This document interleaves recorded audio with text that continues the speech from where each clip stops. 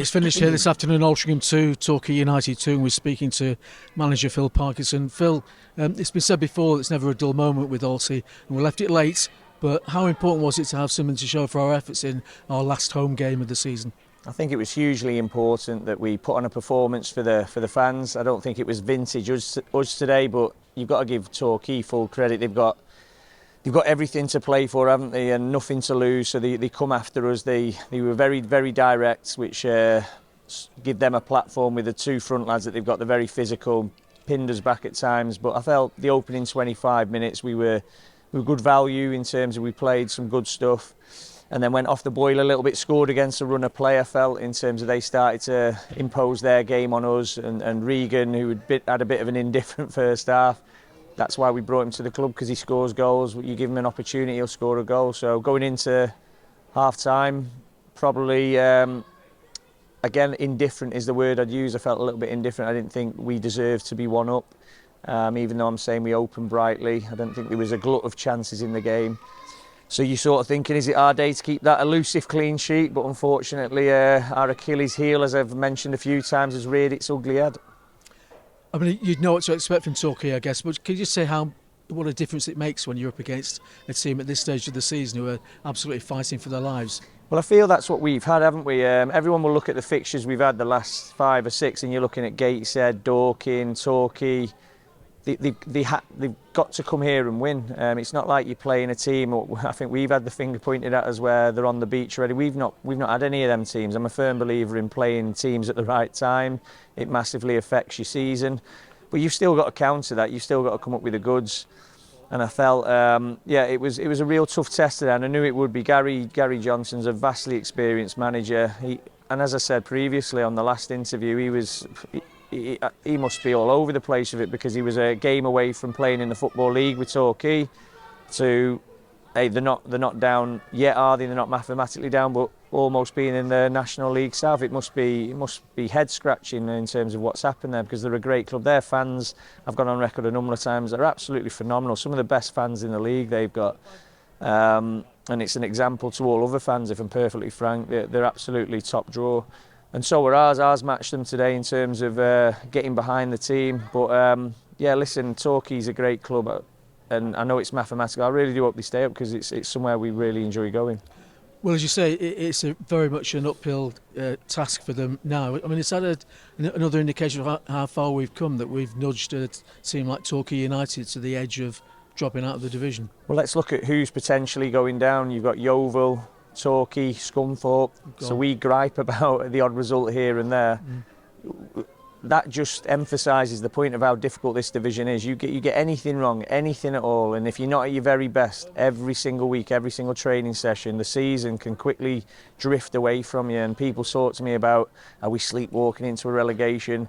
No manager or player worth the salt will ever do that. We're very aware of everything around us. We're aware of all the obstacles we face, but just look at what's potentially going down this season. And let's not forget who we are. When you go to these stadiums, you see how big they are, these clubs. We've done exceptionally well, and I'm not gonna lie, it wasn't back slaps in there after the game. It was very much the realisation of you should have won that game, not drawn it, not nearly lost it. You should have won it. To concede 2 goals isn't acceptable. We've conceded far too many goals this season, and it's something I've got to address during the off-season. Just a word about Regan. I mean, we know about his clinical finishing, but he's a real character as well, isn't he? I mean, their fans made possibly a mistake in jeering him a few minutes before his goal, and his reactions to cup his ears to them. It's like a stage for him, isn't it, really? Yeah, listen, Regan's going to be a top player in this division. He's not there yet. He's a great finisher. He's got great attributes. But next season, if we've got everything right with him and he's coming in fully focused, I think he'll be one who will do really well to keep hold of again, along with a number of others, by the way.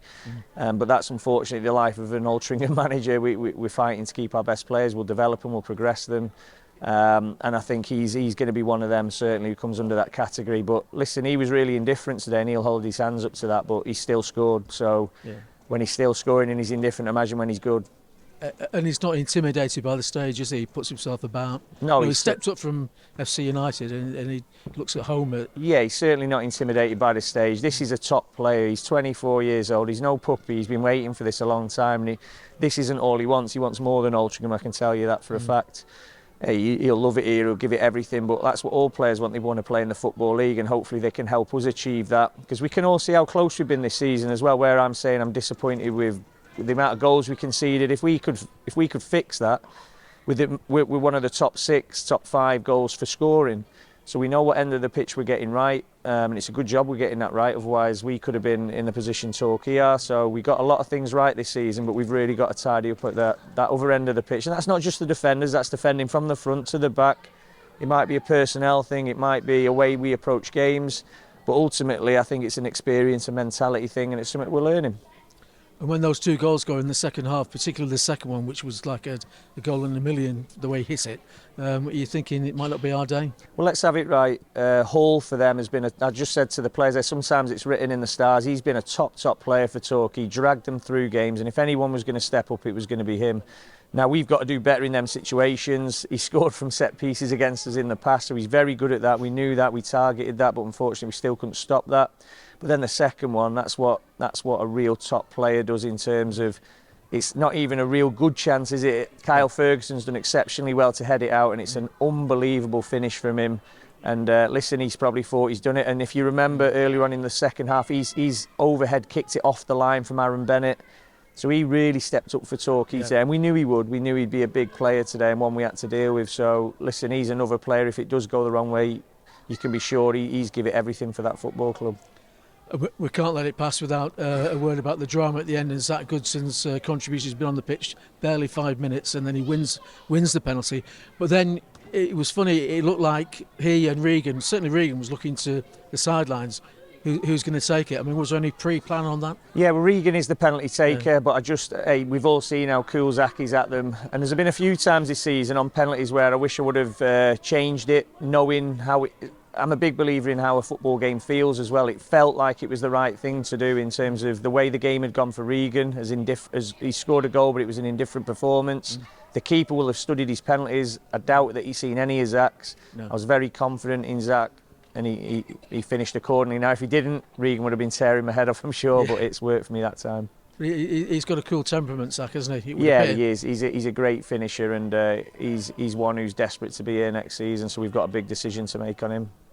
Just to round it off, Phil, I mean, we've got the Cheshire Senior Cup final on Thursday, and it kind of gets a little bit forgotten because we've got obviously another big final league game next Saturday. Just a word on that against Congleton. Are you hoping we have another sort of really big turnout of Alty fans getting behind the lads? Well, listen, what do all fans want to see? They want to see the team win something, don't they? So there's no point in me banging the drum about this is an important competition to the players if no one turns up. If no one turns up next season, I might as well be lying to them. Yeah. So we've gone as strong as we can in this competition for a purpose, to give us some silverware to look forward to.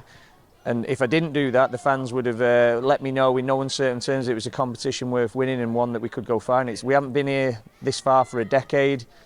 So listen, at the end of the season, when we have our pre-season pitch, I want a trophy in front of that team.